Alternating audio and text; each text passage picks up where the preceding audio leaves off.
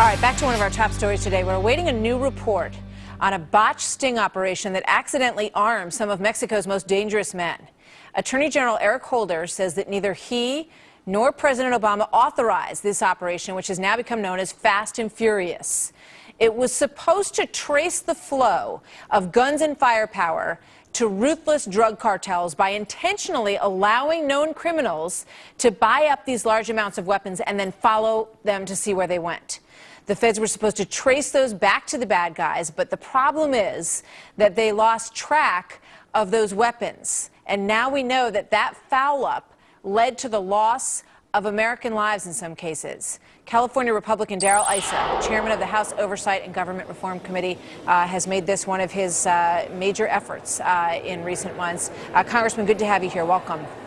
Thanks for having me back, Martha. And, normally we deal in waste, fraud, and abuse, basically the money issues of government. But when a federal agent, Brian Terry, is killed with weapons that were part of this program, we've got to make sure that everything is dropped until this is resolved, until we know that this administration will never allow a program like Fast and Furious to go so wrong again.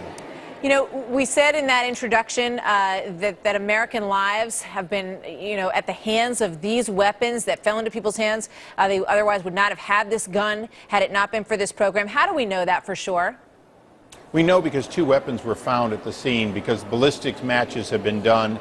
We also know that this is just the tip of the iceberg, because we get regular reports from Mexico on weapons that have been used in crime. So we already know that there are some of these weapons in killings in Mexico, not with U.S. agents necessarily, but it doesn't matter. A life is a life, and it's a life that need not have been lost if not for these weapons. Over 2,500 are estimated to have gone, and at least 1,600 are believed to still be outstanding. Yeah.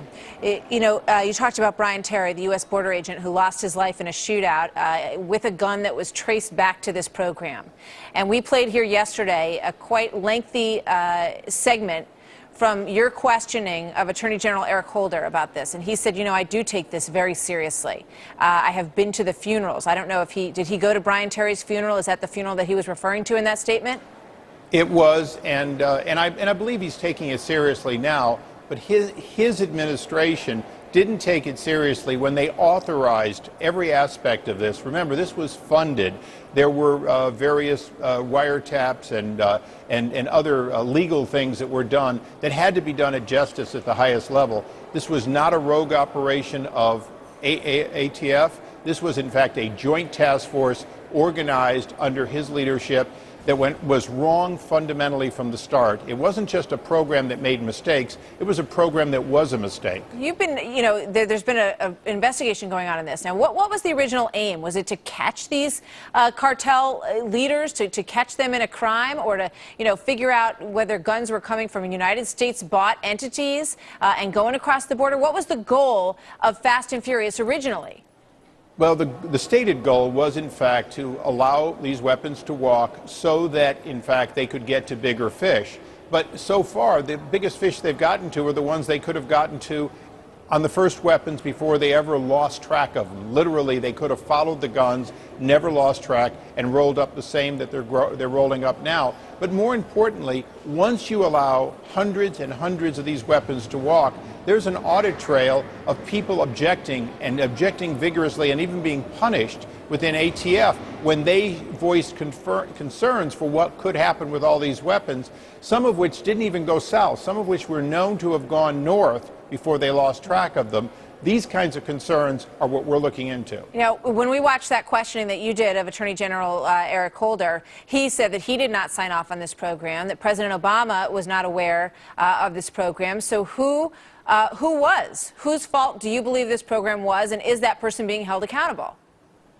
Well, Martha, whether it's the Nixon administration or the Clinton administration, every administration is very careful with their words in a situation like this. What they said was they did not authorize. The president did not authorize. The attorney general did not authorize. He's never said he wasn't aware. And in fact, we know there were people aware in the Criminal Enforcement Division, political appointees. The question now is, of all those people that were aware, why didn't any of them view this as a mistake to do at all? And if they thought it was a good idea, how did they defend not providing the resources to follow? Understand, there's about 7 people at any given time involved in this program as far as agents. Imagine 7 people trying to look at thousands of separate purchases, or at least hundreds of separate purchases, going every which way. Very clearly, they lost track of these weapons from day one, yet they continued to let weapons walk. Just one last question. You said the stated purpose of Fast and Furious was to get these, people who are carrying out these drug cartel crimes on the other side. Is there an unstated purpose to this program with regard to the guns sold here in the United States? Well, many people have, if you will, internet conspiracy theories, and they're not without some possibility. The evidence we found so far seems to be a legitimate set of forms, very careful forms that went all the way to Washington describing why they were going to do this and what they thought they would achieve. So for now, I take this investigation based on these memos that went all the way to Washington for approval. And that is enough for me to know that there were people who were not thinking the way you or I would, the way that virtually every person in your audience would, which is, how can you let thousands of weapons go and not realize you're part of the problem, not part of the solution? All right, very interesting. We're going to stay on top of this. Darrell, Issa, Congressman, thank you very much. Good to talk to you today. All right, big story.